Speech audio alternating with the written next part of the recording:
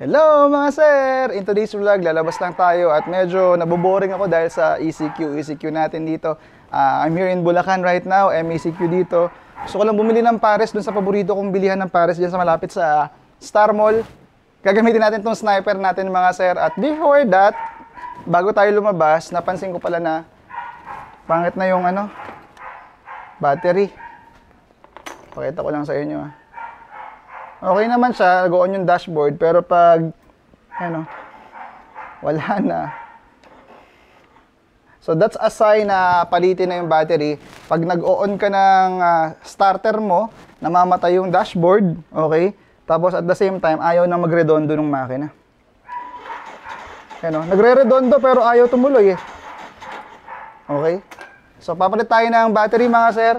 Shoutout pala kay M-Track by Splitsec. Siya yung nag-provide ng bagong battery ng sniper natin. Kabit lang natin to mga sir para one click na yung sniper natin. Yes sir.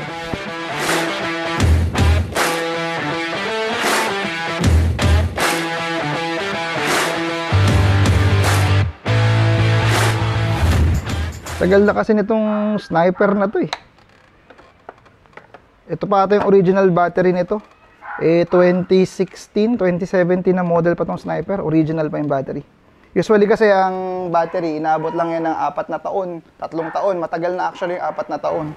So ito, since mayroong kickstart tong sniper, kahit nasira yung battery pwede. Pero syempre dahil sa Ramel tayo, di ba? Ayaw natin na tinitipid yung mga gamit natin. Palit tayong battery. Tanggalin ko lang ito mga sir, tapos ilagay na natin itong bago. Shout out! Old bat out, new bat in. Let's go! So yan mga sir, nakakabit na yung bago natin battery. Let's test it out. On. Start. Very good! Tara, bili tayo pare, samahan nyo ako. At saka meron akong gusto i-consulta sa inyo mga sir dahil may plano ako dito sa sniper na to. Tulungan nyo ako kasi wala ako idea actually kung paano pag-set up ng sniper. At after the lockdown, pag open na ulit yung range track, gusto ko talagang gamitin tong sniper natin. Labas muna tayo, kwentuhan tayo habang nasa kalsada.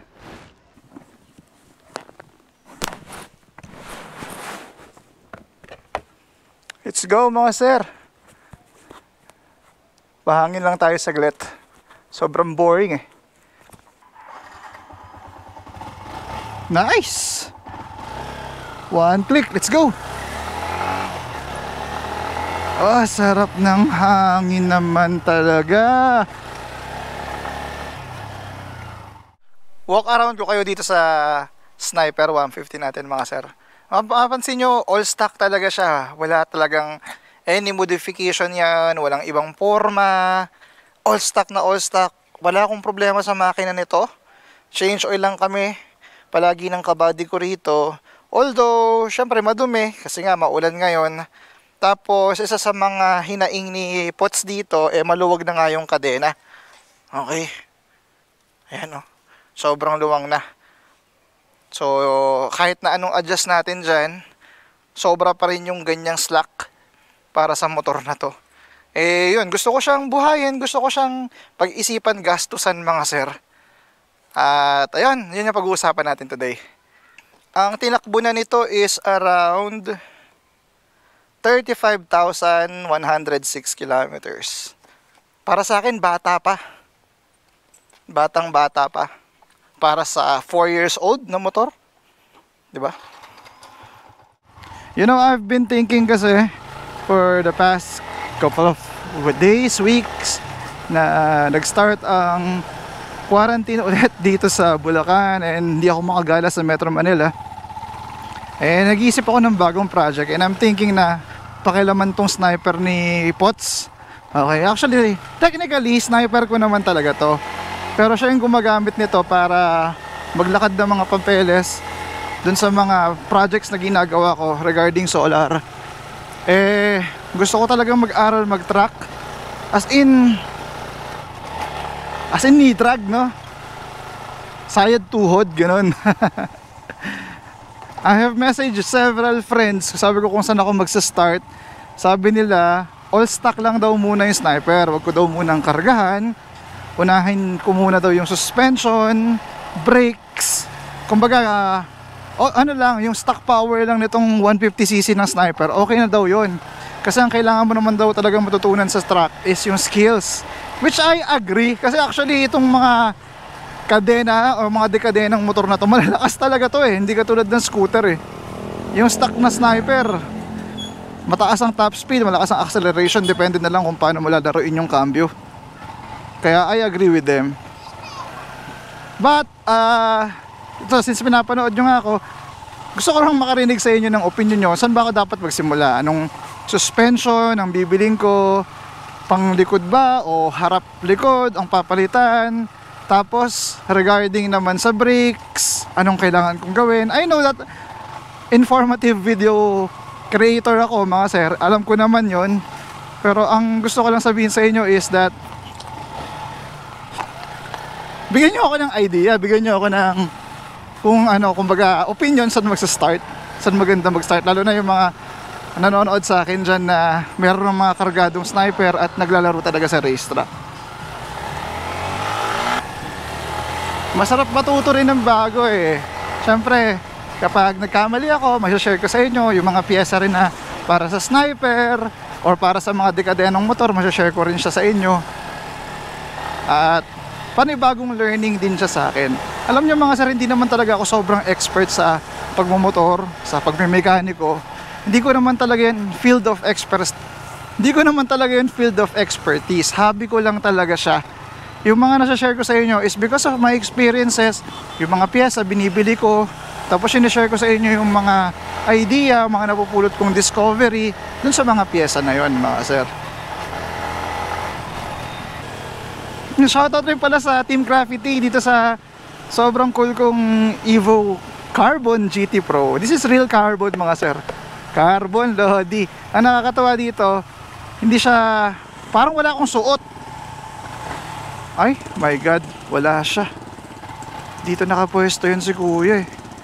Doon na lang ako sa isang favorite ko, sa tungko.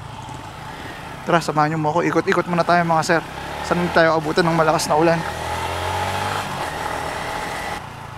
Kayo naman mga sir, kamusta kayo sa mga kanya-kanya nyong lugar? Sobrang higpit ba? Sobra bang boring din? Anxiety? Baka mamaya tinamaan na kayo ng COVID, di nyo pinapaalam sa akin. Message lang ako, baka kaya ko. Gcash ko kayo. At honestly, I have plenty of friends na tinamaan ng COVID ngayon. Kung hindi man yung iba medyo malala, hindi naman namatay, but tinamaan talaga ng severe na symptoms ng COVID. So, I am advising you guys to just stay at home. Kung hindi naman kailangan yung paglabas nyo, huwag kayong lumabas. Huwag nyo gayahin si Sir Mel, pasaway. May pagkain naman sa bahay, ibili pa ng pare sa labas. Sarap din talaga mag-drive ng declutch eh, kasi you have full control of your bike. Sa scooter kasi wala eh, twist and go, lakas pa sa gas. Sa mga dekadena, ikaw talaga yung magdi-dictate eh, ikaw yung magdadala sa motor na yan eh. Saka na-exercise yung brain mo, hands mo, paa mo. Driving a manual motorcycle is it's really fun because it involves a lot of muscle. Pag nagsa-start ka pa lang mag-drive ng ng manual, nakakalito eh, di mo alam kung kailan kakambyo. Gusto nyo ba ng tutorial kung paano mag-drive ng manual na motor? Can you give a like? Tapos tingnan natin kung pag madami gagawa ko, kasi marami namang tutorial sa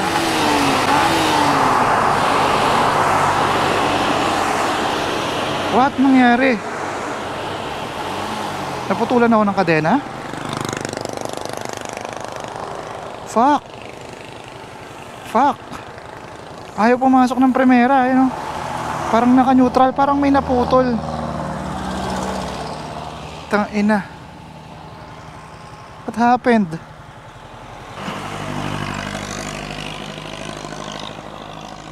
Oo nga, parang naputol nga yung kadena. Ay hindi, natanggal lang, nabaklas.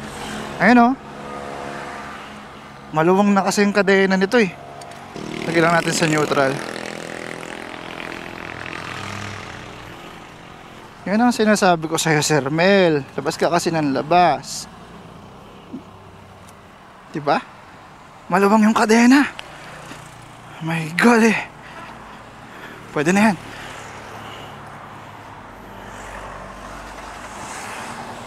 Primera. Let's go.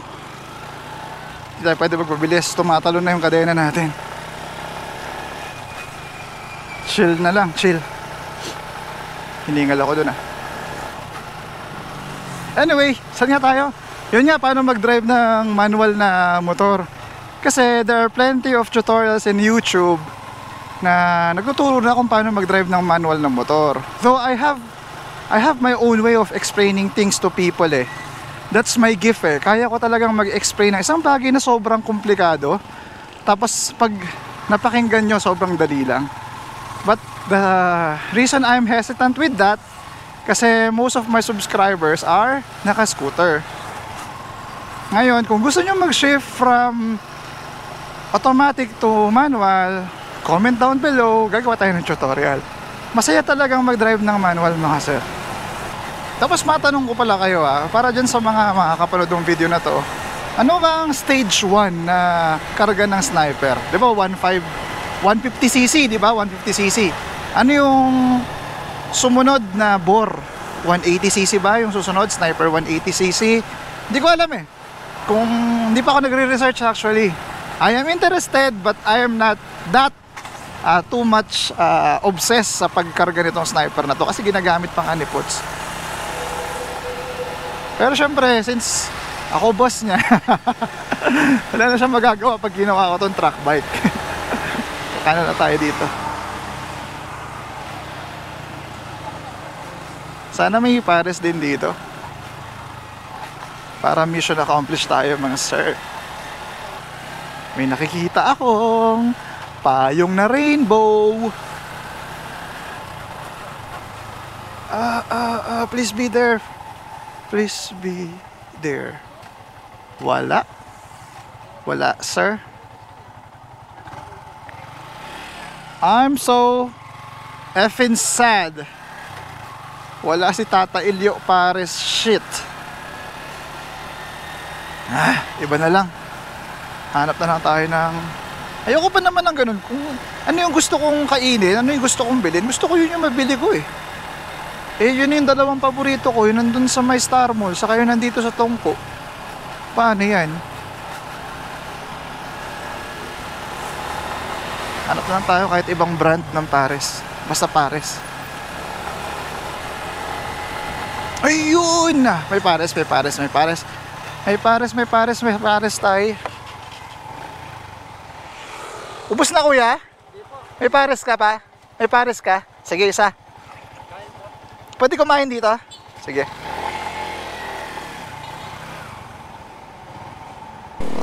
Kuya Romeo's Special Beef Pares and Mami.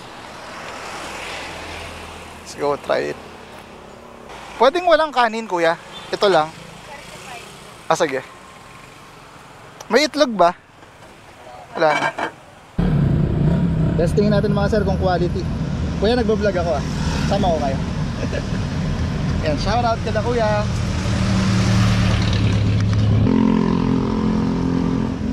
Init, ang init. Sarap, masarap.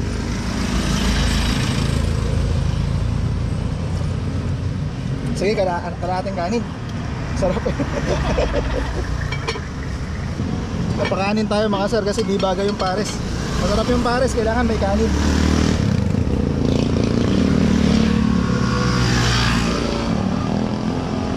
Magkano sa akin kuya? 40 pesos. Let's go. Hello, what's your name ate? Ano pangalan mo? Cindy? Hello Cindy. Lapit ka sa akin. Ha, Nining? Chinchin. Chinchin. Sorry, bingi si kuya. Sige na, bye-bye. Nabingi pa dun kay Ate Chinchin. Shoutout sa'yo. Sana mapanood mo tong vlog later.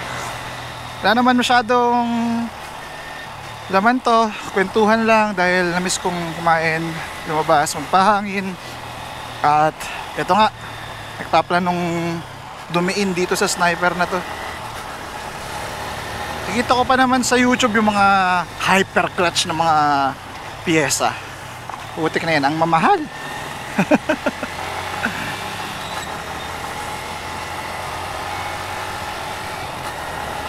Pero walang mahal-mahal kapag masaya ka. Wala kasing price ang pagiging happy. Kaya gora lang ng gora. Sarap ng pares nila. Yun nga lang, medyo napasobra ata yung sili ko. Sipon tuloy ako. Ayan. Ito sniper din to, diba? 135 Sniper MX, if I'm not mistaken. Nagtuturo pa ako sa UE Caloocan nung nirelease yan eh. Gusto ko rin yung motor na yan dati. Kaso nakakargadong Mio na yan ata eh, 160cc. Eh hindi ko pa kayang mag-maintain ng maraming bikes nung mga panahon na yon. I was just 23 years old that time. Kala ko may sumemplang eh. Ngayon, 3 motor ko. Yung ZX25R, tong Sniper, saka yung Aerox. Hindi naman ako nagre-reklamo. Hiniling ko naman sa Diyos yun na in the future magkaroon ako ng madaming motor. Binigyan niya naman ako. Binibigyan pa nga ako eh. Ako na yung tumatanggi. Wala na ako garahe.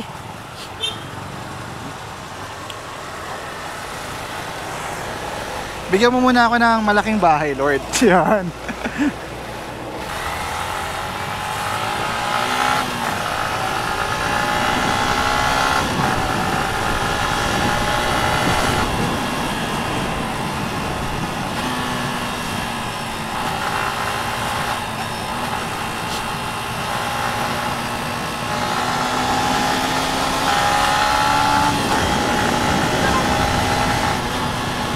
Sarap. Dito na tayo liliko, pauwi. May paresan nga rin pala dito. Kasi di ko pa yun natikman eh. Actually, kila kuya kanina, first time lang din yun eh. So mga sir, dito ko natatapusin yung vlog natin at medyo mahaba-habang kwentuhan na yung nagawa natin. Namiss ko lang actually mag vlog. Yung ganito lang, chill lang. Hindi masyadong pilit. Wala masyadong research, di ba? Yung normal na vlogger. So ayun na mga sir, dito ko tatapusin yung vlog at malapit naman na yung bahay. Kita-kits ulit tayo next vlog. Yes sir. Bye!